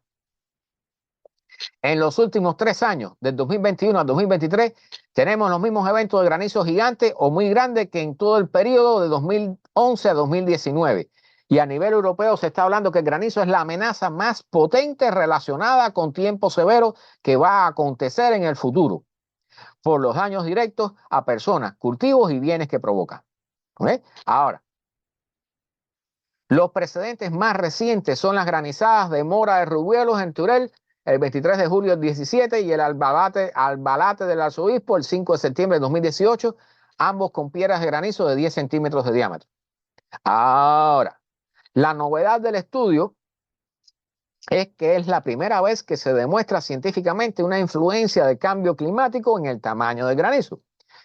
Como sucedió en el estudio que él y su equipo realizaron hace unos meses sobre la violenta tormenta que se produjo en agosto de este mismo año sobre el Mediterráneo, lo que llaman el derecho es una tormenta que se ha dado aquí también en los Estados Unidos, cuando los científicos reproducían las condiciones de la era preindustrial, cuando no había calentamiento global en la simulación, el modelo daba tamaños de granizo normales. Bien, nada que ver con las monstruosas piedras que cayeron aquel día sobre la localidad de Bisbal. Es lo que se conoce en ciencias climáticas como un estudio de atribución de eventos extremos. ¿Sí? Aquí, como en el caso del derecho, se dio una convección organizada en forma de una supercélula, etcétera, etcétera. Ahora, lo que indican los datos, afirma el especialista, es que estas tormentas con granizo extremo serán más frecuentes y con potencial de tener un tamaño cada vez mayor.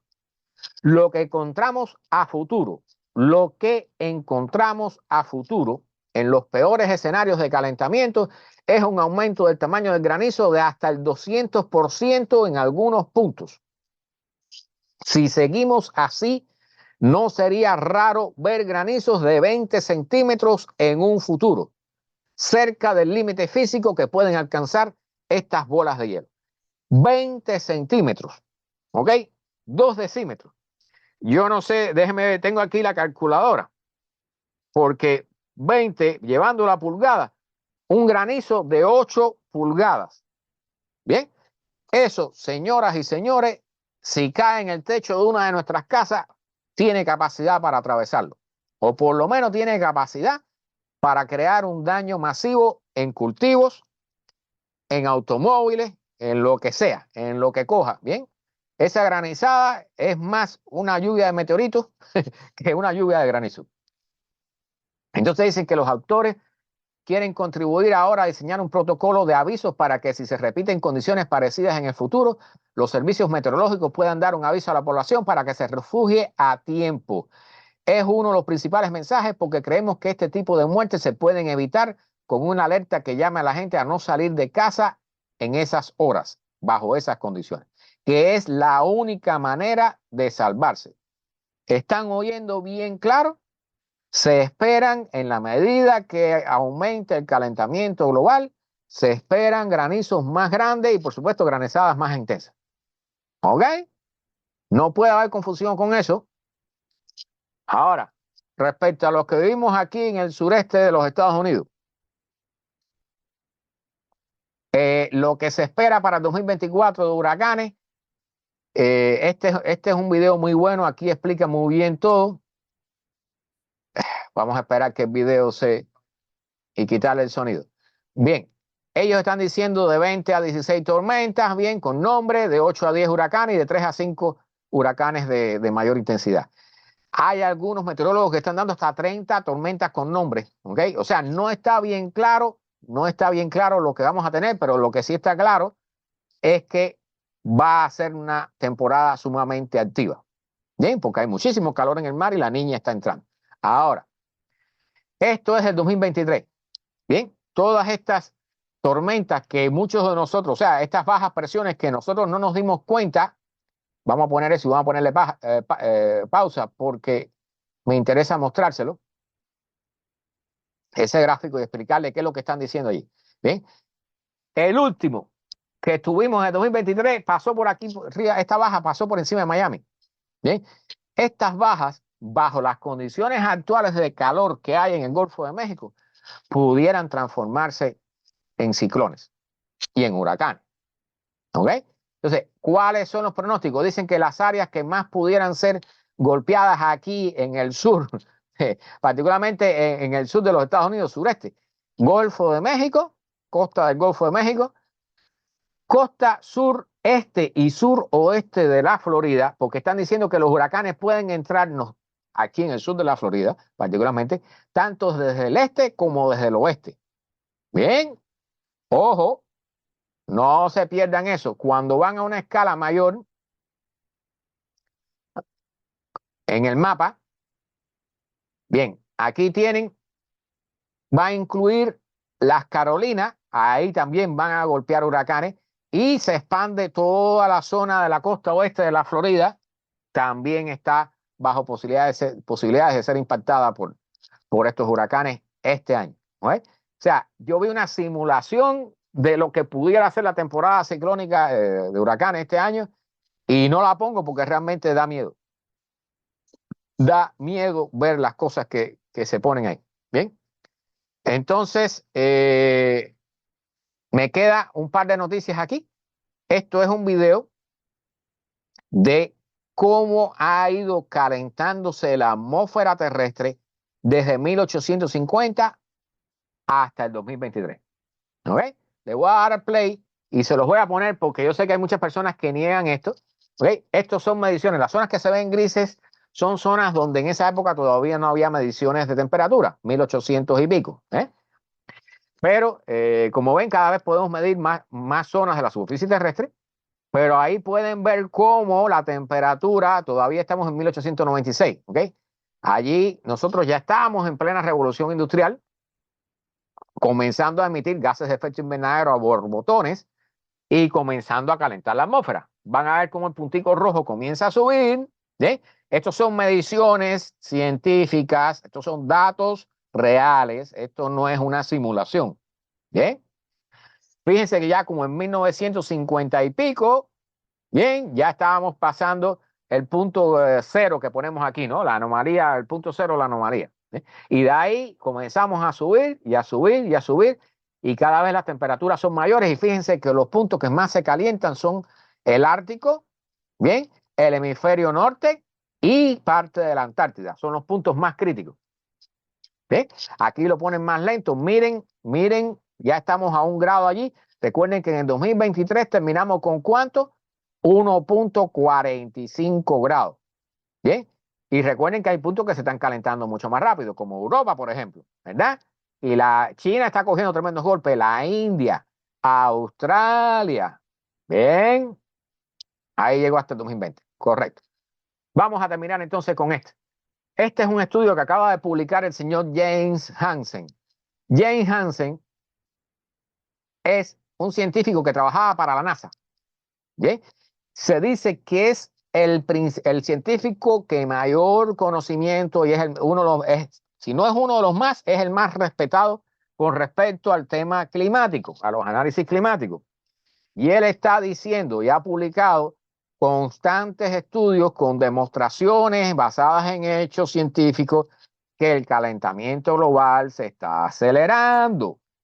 Bien, entonces aquí hay algunos gráficos que solamente voy a mostrar los gráficos de las temperaturas. Miren aquí, ¿recuerdan lo que hablábamos? A ver si, no sé si puedo aumentarle un poquito para que lo vean mejor el mapa. Bien, aquí está un poquitico más grande. ¿Recuerdan lo que hablábamos sobre los barcos mercantes? O sea, el cambio en los combustibles usados por los barcos mercantes nos ayuda a evitar contaminación atmosférica, pero está ayudando a que entre mayor cantidad de calor desde el sol, de energía desde el sol. ¿Okay? Está aumentando el calentamiento. Estas zonas rojas aquí, ¿okay? Es el sulfuro que se medía en la atmósfera procedente de los barcos mercantes. ¿Okay? Aquí están todas las líneas mercantes que están en su mayoría en el hemisferio norte. ¿Okay? Allí, cuando estos barcos cambiaron de combustible, entonces, y este gráfico se los voy a explicar, y para aquellos que escuchan esto en podcast va a ser un poco difícil, pero van a ver cómo, déjenme ver cómo se lo hago. Este gráfico va desde el año 2000 hasta el 2024, ¿ok? 2023. Y aquí, con estos colores, y está en latitudes, del polo norte hasta el polo sur. Y ustedes van viendo en la medida que va avanzando el tiempo cómo se va calentando más, sobre todo el hemisferio norte, ¿ok? Y ciertas zonas ecuatoriales del planeta con estos colores rojos. Eso tiene que ver con los cambios que son a partir del año 2020 en el combustible de los barcos. Fíjense, un pequeño detalle, un pequeño cambio que nosotros hacemos, algo que estamos usando en grandes cantidades, genera un cambio mayúsculo en el sistema terrestre. Bien, y eso es parte importante del aceleramiento. Aquí tienen otro gráfico igual y también va en aumento el calentamiento. Bien, hacia, en la medida que pasa el tiempo hasta el 2024, que ahora estamos aquí, con, con tremenda acumulación de calor en el planeta. Bien, todo esto son diferentes cálculos, pero todos llevan a lo mismo, ¿no? Al calentamiento a lo largo de los años de 1990 hasta el 2023, un aumento del calentamiento de la superficie del planeta, de la atmósfera. Ahora, estos dos gráficos son sumamente importantes, ¿ok? Lo que muestran es la cantidad de energía absorbida, la energía que proviene del Sol, la cantidad de energía que el planeta absorbe. ¿Okay? Fíjense aquí, desde el 2000 hasta el 2015 aproximadamente, 2014, estábamos más o menos en la línea que aquí se toma como cero, ¿okay? Pero a partir del 2015, la cantidad de energía que se absorbe desde el Sol y que se queda aquí en la Tierra, en lugar de rebotar hacia la atmósfera, se queda más energía aquí. ¿Ok? Y ya en el 2020, ven cómo ha aumentado. Esto va en escalones, va en aumento. Y eso, eso es una de las explicaciones de por qué el aumento del calentamiento global. ¿Qué es lo que sucede con este tema y que le preocupa tanto a este científico? Que el IPCC, el Panel Intergubernamental del Cambio Climático, no está tomando en cuenta estos factores para los modelos que está generando y que son usados cuando les da la gana por los políticos. ¿Ok? O sea, los documentos que le dicen a los políticos cuáles son las temperaturas que se esperan y cuáles son las condiciones climáticas para el futuro y cuáles son las medidas que debieran tomarse para evitar un calentamiento por encima de los acuerdos de París, por ejemplo, ¿ok? No incluyen este factor de calentamiento. ¿Qué quiere decir eso? Que no, aunque quisiéramos, porque no estamos actuando de todas formas, pero aunque quisiéramos, no lo estamos haciendo, ni lo vamos a hacer como debiéramos. ¿Eh? Entonces aquí está el último gráfico que quiero mostrarles. Aquí él demuestra con este gráfico, estos son los periodos del niño y la niña, ¿ok? Que el niño de este año, el niño que ha habido, no ha sido tan intenso y a pesar de eso las temperaturas del planeta están más calientes que nunca. ¿Eh? Aquí él lo justifica, pero lo importante es este gráfico final que quiero mostrarles. ¿Sí? Este es el calentamiento, la anomalía de temperatura en la atmósfera terrestre, cómo ha ido subiendo a lo largo de los años desde 1950 y se hace una extensión. Déjeme tomar un poquito de agua. Se hace una extensión hasta el 2050. ¿Bien? ¿Cuál es el pronóstico que él está dando? La línea verde, que nos llevaría hasta 1,6 grados en el 2050, es si el calentamiento fuera de característica lineal. Lineal. Lo que está diciendo James Hansen, este científico, es que en realidad a partir de cierto momento después del 2010, este calentamiento no obedece a una ley lineal, sino que va prácticamente a un nivel exponencial. ¿Okay?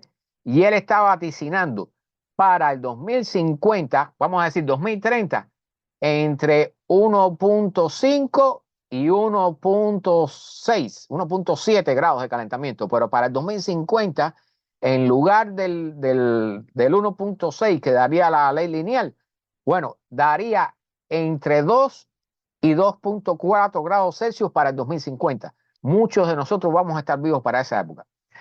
Si con el calentamiento actual, que está en el rango del 1,45, bien, están cayendo los granizos que caen. Tenemos las sequías que nos están sucediendo. Tenemos las inundaciones que están pasando. Recuerden que por cada grado Celsius que se calienta la atmósfera, puede guardar 7% más de vapor de agua. Por eso es que las lluvias son tan fuertes, ¿bien? Y las inundaciones son tan masivas. Entonces, todos los desastres que estamos teniendo tan graves son solo con un calentamiento a nivel global de 1,45. Imagínense para un calentamiento de entre 2 y 2,4 grados. ¿Bien? Va a ser un mundo terrible. ¿Okay? No por gusto, el secretario nacional de las Naciones Unidas usa la palabra sufrimiento para los años que vienen para la humanidad. Bien, entonces yo voy a dejarlo aquí. Este era el final de la charla. Este gráfico es sumamente importante. Aquí pueden tener una idea de lo que está diciendo el científico más importante en el tema climático en el planeta. ¿Okay? Hay científicos que están negando lo que él dice y hay otros que lo están apoyando, pero tiene razón basada en hechos. O sea, los gráficos que él saca, las conclusiones que él saca, están basados en los hechos que hemos tenido, particularmente en estos 2 últimos años. ¿Eh? Y vamos este año por este mismo camino que él está diciendo. Así que tenemos que reducir las emisiones, lo haremos si nos da la gana, pero aún así, lo que nos dice el IPCC que tenemos que reducirla está por debajo de lo que está diciendo este científico, de lo que es la realidad, de lo que debiera ser la realidad. ¿Sí? Así que vamos mal. Vamos mal. Entonces, vamos a dejarlo aquí. Importante. Pienso que de la charla hoy, lo más importante, el estudio de los granizos. Yo he estado pensando en ver cómo protejo mi automóvil si existe una granizada de ese tipo. Porque, o sea, los vidrios, imagínense que cae una granizada de ese tipo en una ciudad. El nivel de demanda para cambios de vidrio, las demandas a los seguros, que dicho sea de paso, todo el mundo sabe que, por ejemplo, los seguros de las casas se están yendo de la Florida, ¿verdad? Eso es un mal síntoma, señoras y señores. En California está sucediendo lo mismo, las compañías están dejando de funcionar, están abandonando los negocios, están dejando de asegurar a la gente. Bien, esos son síntomas de lo que viene para que aquel que está ciego empiece a mirar alrededor y vea los síntomas actuando. Bien, Pozo me está pidiendo que ponga el gráfico. Voy a ponerlo en lo que voy despidiendo, porque realmente da miedo ver eso. O sea, un mundo, esta línea aquí en el medio, bueno, no creo que ustedes no la ven, perfecto. Un mundo futuro para el 2050, donde muchos de nosotros vamos a estar vivos todavía, vamos a estar viendo si esto se cumple o no. Pero por el camino que vamos, señoras y señores, es muy probable que esto se cumpla. Pozo, yo voy a poner, esto es un PDF, yo te voy a enviar el PDF. ¿Okay? Pozo es un astrónomo, él sabe muy bien todo lo que se está diciendo aquí. Aquel que quiera recibir cualquiera de estos enlaces, leer el artículo con cuidado o hacérselo llegar a otra persona, o aquellos que niegan el cambio climático, con gusto yo le hago llegar el enlace, ¿bien? O le respondo preguntas, espero poder responder preguntas en los comentarios, que a veces Facebook me está dando problemas con eso, ¿bien? Recuerden que todas estas charlas son los domingos a las 8 de la noche aquí en vivo en Facebook, pero se quedan grabadas aquí en Facebook, así que la pueden ver después o se la pueden enviar, se la pueden compartir a cualquiera que ustedes conozcan que les interese que vean esto. Todas estas charlas se ponen en audio, en podcast, en Spotify, ¿ok? Y esta yo debo ponerla mañana en Spotify. Y se ponen en un canal de YouTube que tenemos que se llama así mismo como se llama este, GW from Miami. Bien, déjenme quitarla ya. Compartir. Este canal se llama GW from Miami, que no es una marca de zapatos. GW no es una marca de zapatos, es Global Warming from Miami. Bien. Entonces, hay un canal de YouTube que se llama así. Ahí yo subo todos estos videos ya editados, ¿ok? Listos para que puedan compartirlos. Si se llegan por allí y nos dan un like y se suscriben al canal, se los agradezco muchísimo porque eso nos ayuda a diseminar toda esta importante información. Bien. Así que nada, vamos a dejarlo aquí. Buenas noches a todos, que descansen lo que le queda del domingo. Muy importante, cuando escuchen, o sea, ya yo con el tema este de la granizada llevaba tiempo pensando y casualmente encontré este artículo de España. O sea, cómo protegernos de la granizada o cómo recibir avisos de una granizada con tiempo de antelación para, si estamos en el parque con el niño, por ejemplo, bueno, que nos dé tiempo por lo menos a meternos en el auto, ¿no? O a meternos bajo techo, ¿eh? Porque realmente ya es peligroso. ¿Eh? Así que nada, vamos a dejarlo aquí. Voy a darle las gracias a todos por estar por acá. Gracias por compartir este espacio que está lleno de noticias deprimentes, depresivas, pero que realmente es el futuro hacia el cual nos estamos moviendo, querramos o no. ¿Eh? Y un llamado a todos, por supuesto, a diseminar todos estos conocimientos, a contribuir a luchar contra esto, ya sea de una forma personal, use lo menos posible su automóvil, trate de reducir el consumo eléctrico, haga todo lo que pueda. Y a la hora, señores, de elegir personas, los alcaldes, toda esa gente que nos gobiernan, mucho ojo.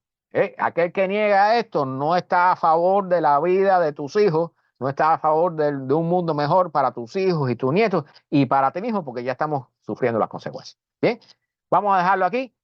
Nos vemos entonces el próximo domingo a las 8 de la noche con otros temas, con el mismo tema, con otras noticias de cambio climático. Y recuerden que todos los miércoles estoy por acá también hablando de astronomía, ciencias y tecnología en vivo a las 8 de la noche. Chao a todos.